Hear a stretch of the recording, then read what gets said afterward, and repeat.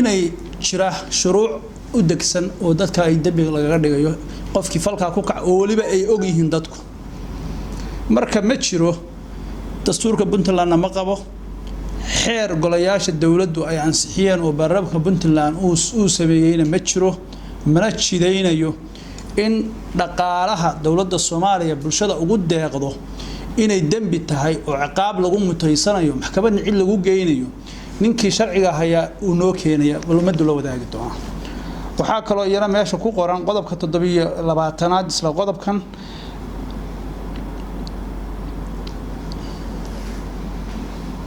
qodobka afraad ee 720 faqradiisa afraad wuxuu leeyahay eedaysana kasta waa in 48 saacadood gudahood lagu horgeeyo maxkamadda waxa loo dadka inaan dadka la iska xiran jeel lagu haysan xabsi xalaalayn wax la dastuurkana ma ogola xeer ilaalin iska haysan karta ma jirto qofkana xuquuq buu leeyahay 48 saacadood ka badan maxkamad la'aan wixii loogu haysto iyo cid haysata dambi dastuuriga ku jirta anoo marka waxaan rabnaa labada qodob ee dastuurka hadda aan soo qaatay labaduba waxay lid ku yihiin oo ciddii amarka bixisay iyo ciddii hadda xabsiga haynteeda ka shaqeynaysa dastuurka Puntland bay xadgudub ku sameeyeen marka waxaan ugu baaqanaa dadka xorriyadooda in la siiyo aad baan uga xunnahay waa ka tacsiyeynaa waa wax xun runtii bini'aadmiga dadku waxay dastuurka u sameysteen qawaaniinta u degsadeen Puntland jiritaankeeda aasaas waxa iyo dawlad kasto wadanka ka jirtaba dadku waxay degsadaan in lagu shaqeeyo mas'uuliyiinta xilalka hayso aan ka mid nahay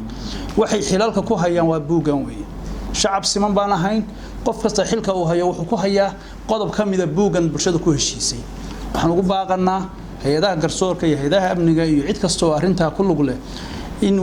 inay dadkaas xorriyadoodii la siiyo oo waliba degdeg loo siiyo oo shuruud la'aan loo siiyo waxay xaq u leeyihiin magdhow qaanuunku jidayo wixii qof sharci darro lagu xiro wixii xaq u yeelan lahaa xaq u yeelanayaan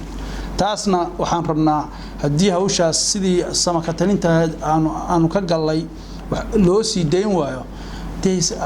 dastuurka laftiisa wuxuu keenay in lagu xisaabtamo oo aanu ka wada hadno baarlamaanka Puntland oo gudbinana wixii khilaafaad ah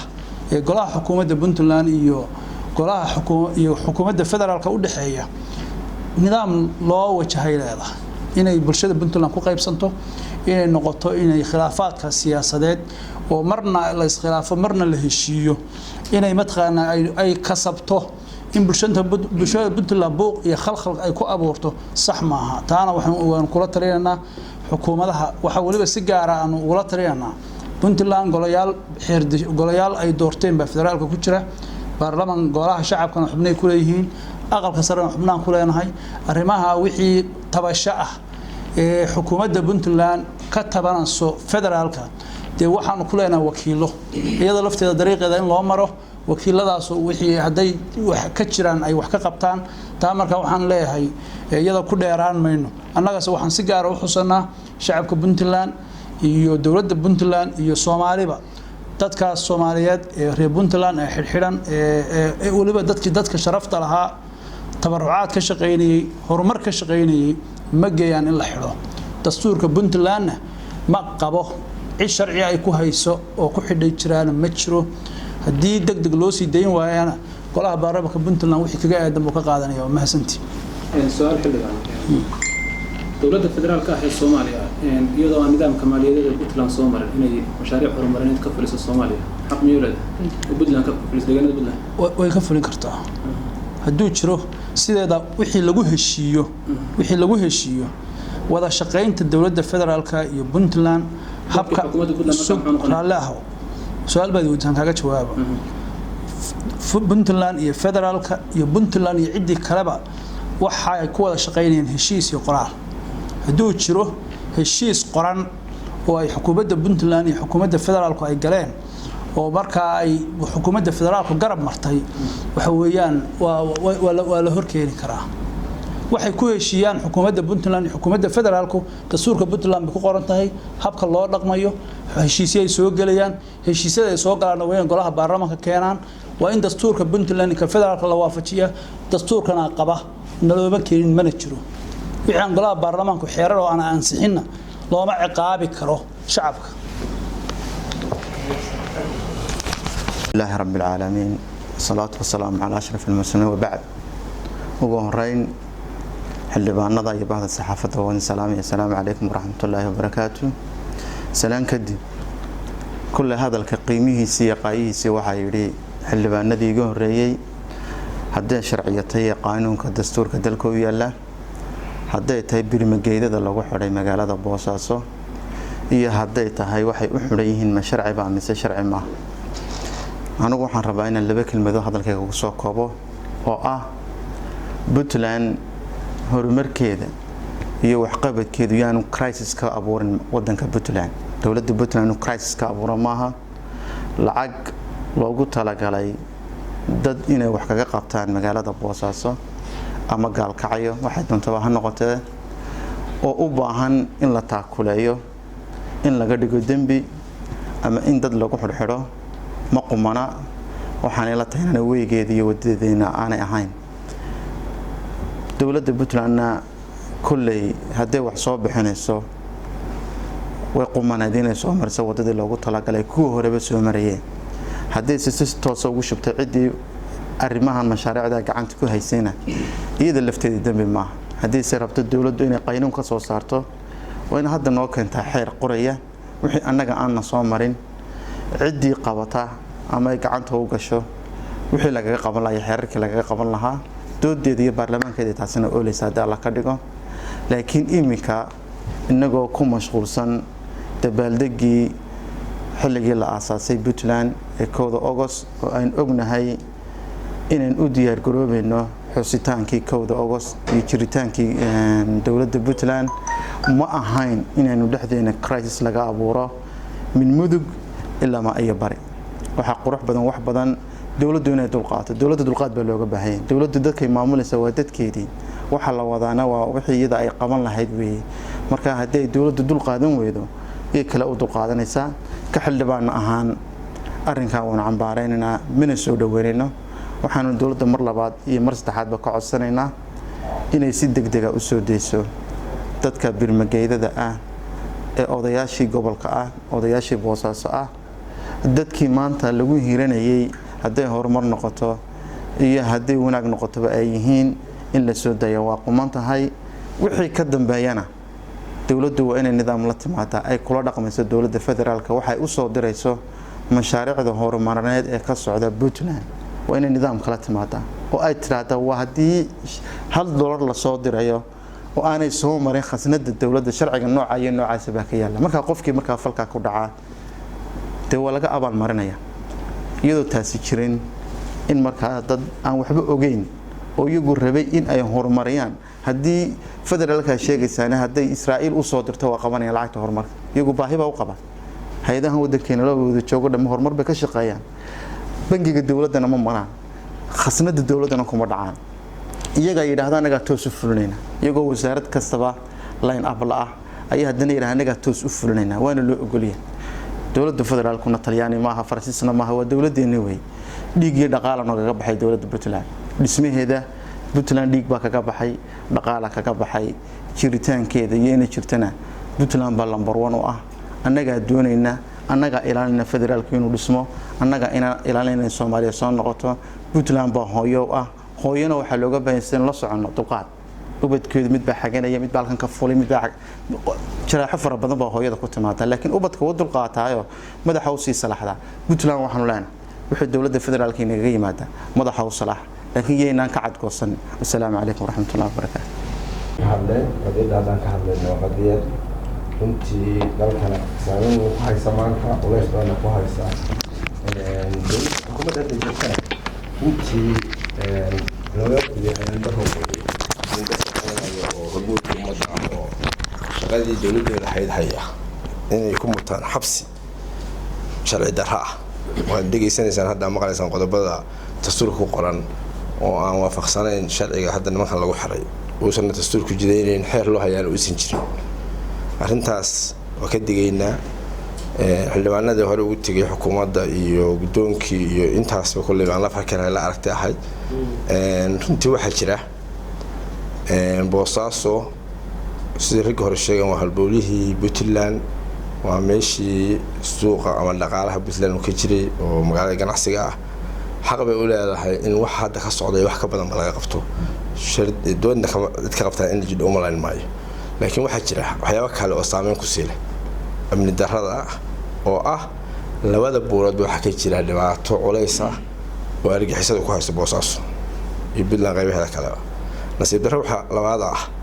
in dadkii ganacsatada ahaa oo walba ka dagaalamayay oo kaga cararay Boosaaso Daacish iyo shabaab uga cararay cashuurtooda iyo culayskooda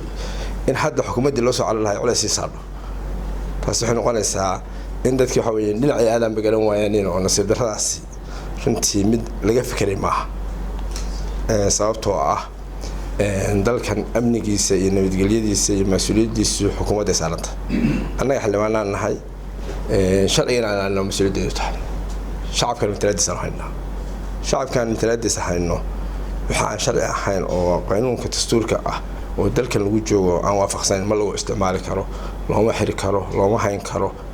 lagu xadgudbi karo dastuurka wuxuu qabaa koox ama qolo ama qof si tarkifal oo gaar ah uma isticmaali karo dastuurka Puntland dowladnimada waxa la wadaago weeye qofka kasta waxa lagu leeyahay kitaabka Ilaahay iyo dastuurka inuu qabo dastuurka waxa qoyn filiya laga rabaa jeebkiisa hadii qof kasta la imanayo wuxuu qabo jeebkiisa iyo fikirkiisa aqligiisa iyo team kasta meesha yimaada waxa iyagu qabaan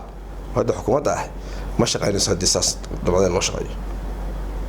oo ugu digayna xukuumadda waxaan leenahay ku soo noqo dastuurka adal maraysan annagana fadhiid minnihiin meesha fadhiid meeynahay sharcigan aan meesha joognaa inta markaan ka baxo arrinta boos ka jida arrinta aad ku sii aadka waxa weey arrinta xashay dhacday oo ah in culimo ah loo xiro arrimaha noocaas ah oo dad islaam ah nahay dastuurku wuxuu qabaa shariicada islaamka wuxuu waafaqsanayn inay xaaraan ka tahay Puntland oo ogtihiin shariicada islaamka waxay qabtaa culimadu warsa anbiyaa weey ixtiraam bay leedahay in laga dameeyo xaq u leedahay kitaabka Ilaahay baa sheegaya sababta ayaga diinta mas'uulka ana dad islaam ah marka iimaankii mas'uulka u ahaa ummadda islaamka u ahaa inta marka inta lagu sameeyo iyada ruuxda mid la aqbali karo ma waxaan sheegaynaa xukuumadda arrimahaas inay dib uga noqoto sida la sheegayna magdhow iyo ixtiraam iyo cafis bi kuleeyihiin dadka xiran dawladda iyo bulshadiisa arrintan jawaab bixiyaan xukuumadda bixiso wali madaxweynuhu jawaab bixiyaan ma mahadsantiin sallallahu alayhi wasallam mudanayaasha saxaafadda bulshada Soomaaliyeed halkan naga dhageysanaysa dhammaan waxaan ku salaameynaa salaanta islaamka assalaamu alaykum warahmatullahi wabarakatuh hadalka muhiimadiisii xildhibaanadii hore sheegay sida ay uga hadleen baan ku waafaqsanahay waxaan ku darayaa wax yar oo xoogaalnimo ah guddigaasi wuxuu ahaa guddi 2018kii laga ansixiyay rugta ganacsiga ee dowladda Puntland ee Boosaaso xarunteedu tahay waxay ahaayeen guddi khayriya oo loo idmaday inay ka shaqeeyaan waxyaalaha muhiimka ah ee dadka shacabka ay u baahan yihiin gaabisku ku dhacay waxay ahaayeen guddigii isu xil saaray wadadaas inay qof walba gurigiisa iyo goobtiisa ugu tagaan iyagoo su'aalaya inay ka qaadaan hanti ay ku dhisaan dhulkaas wadada meynka ah oo ka dhaxaysa ummadda Soomaaliyeed oo gaadiidkaas waxa weeye Soomaaliya oo kala gooshaya waxa weeye wadadiisii ah runtii waxay ka geysteen gacan waxa weeye aan soo koobi karin ajri xasanaad Allah ka siiyo ma mudnayn in loo ciqaabo ama waxa weeye lagu dhaleeceeyo waxay ahayd lacagtaani mid ka horeysay xukuumaddan oo waqtigii dawladda hore la weydiistay dawladda federaalka ah waxay ahayd wax la sugayay ma ahayn in siyaasado isdiidan oo hadda la abuurayo lagu soo beego aad baan uga xunahay runtii waxay ahaayeen Sheekh Maxamed Macalin wuxuu ahaa culimadii waxa weeye u gurmanaysay arrimihii Soomaaliya ka dhacay oo waxa weeye musiibooyinka ahaa oo lacagta ku ururiyay waqti kooban halka intuu ka qaaday xamargii oo waxa weeye dadkii halka musiibada ku dhacday wax gacantiisa ugu soo qaybiyay dadka noocaasi waa dad dhifa oo ku jira dadka Soomaaliyeed waxaan leenahay waxay mudan yihiin in laga raali geliyo apologies laga siiyo xukuumadda annagu hadda waxa weeye waa sida xildhibaanadii hore sheegeen waa la wadaagnay guddoonka la wadaagay xubno waxa weeye baarlamaanka la wadaagay runtii ma garaabin waxa weeye haddii ay garaabi lahaayeen tani ma timaadeen laakiin maanta waxa muuqata oo hadalkan keentay garaash la'aantoodii lacagtani waxay ka dhacday gobolada Puntland oo dhan sida gaalkacyo kale aad arkaysteen 220 kun lagu bixiyay garowo kale lagu bixiyay oo su'aasheedu ahayd waqtigii xukuumaddii horeeto su'aalo la weydiiyay dowladda federaalka runtii wax badan baynu aragnay waxyaalo inaga dhexdeena lagu siyaasadeeyay oo Puntland inta ay jirtay 20 sano ay soo martay oo in ku gool dareysanay mar walba aan kulli sidaan ogahay waxa lagu tijaabiyaa dawlad walba waxay ay isbido waxa lagu tijaabiyaa boosaaso maaha meel mudan in wax lagu tijaabiyo in haddii dawladdu wuxuun awood ay leedahay awoodeeda ay boosaaso u isticmaasho iyadoo goboladii ay isku mid yihiin aad baan uga xunnahay waxaanu soo jeedinaynaa arrintaas sida ugu dhaqsiyaha leh in xukuumaddu ay waxa weeye arrinta uga laabato waxa weeye raggii hore siday soo jeedisheen dadaalo badan oo aanu bixinayna aanu nagu kaliftay hadda inaan iscadayno inaysan ahayn wax dawladdu wada dhan tahay wax xukuumadda ku eg inay tahay aanna ka xunnahay aanna codsanayno in sharci darro ay ku xiran yihiin la sii daayo dadka xukuumadda hadalka waxaa sax ah gudoomiyaha gobolka Mudug ku hadlay xeer iyo sharci jideynayay wax dhaqaale ah oo federaalka yimi inay xaaraan tahay oo dambi tahay oo ciqaab uu ku mutaysanayo muwaadinka ay soo gaadhaa haddayna hadda samaysanayn hore umaynaan Puntland shuruucdeeda iyo kuma jirin arrintan waa qaaraan haddana waa run way jiraan nidaam iyo heshiisyo ka dhaxeeya Puntland iyo federaalka oo habka maaliyadda ah laakiin arrintani waa qaaraan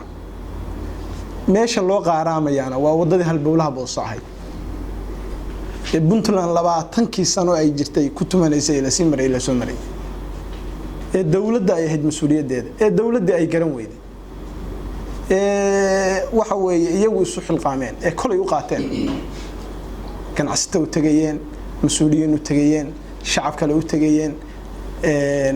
la cadeeyay inay qaaraan ahaan ugu tageen xafiiska ra'iisul wasaaraha waxa weeye qaaraan ahaan markii dambe ay ku soo gaadhay waliba waxaan ognahay markii hore inay jeclaysteen lacagta in processka dawliga loo soo maray laakiin uu gaab ka yimi dhanka dawladda arrinta waxaan codsanaynaa inaan Boosaaso waa wadnihii Puntland hadda meelo badan ka leecleecaysa inaan Boosaaso la iska horkeenin shacabkii iyo dawladda dadka hadda xiran waa culimada ugu waaweynayda macallimiinta ay dadka wada aflixiyay la garanayo waa garan ka dhan waxa ay keeni karo dadkaas oo shacabku arkaan in iyaga u shaqeynaya dartood loo xiro waxa ka dhalan kara mana ahan hadda in shacabka iyo dawladda la iska horkeeno kacdoon shacab laabo arrinta waxaan ku baaqaynaa oo baaqiga ku xoojinaya dadka ahlu aqliga ahlu diinka xurmada iyo sharafta naga mudan maanta shukran bay naga mudnaayeen xabsi naga mudnayn in si degdeg loo sitay nada miidiyaha dhamaantiinba waa salaamantihiin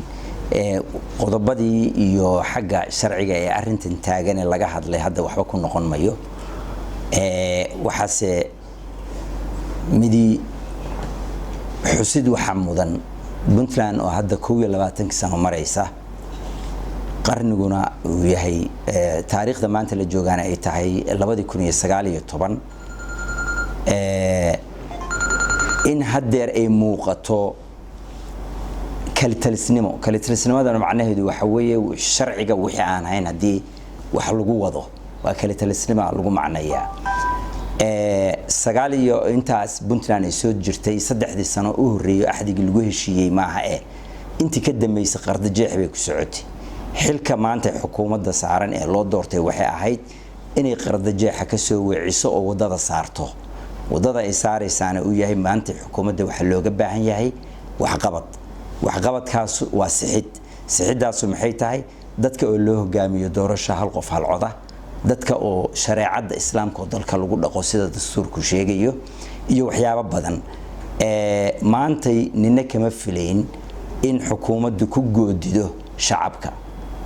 sidaa darteed annagu haddaanu nahay baarlamaankii waxaanu codsanaynaa sharci darradaas qodobadeeda xildhibaanada kale ay soo sheegeen